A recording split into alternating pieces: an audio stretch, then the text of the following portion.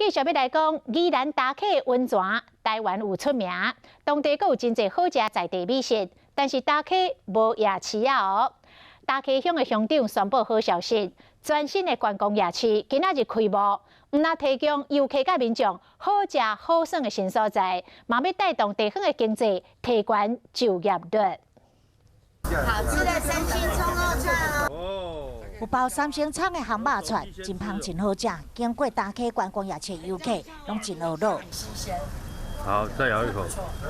也有豆番薯粉来食阿根廷的鱿鱼，赶快受到欢迎。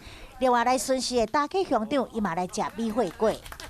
大溪目前已经差不多20年无夜市，这是阮所有乡亲大家期待一个夜市。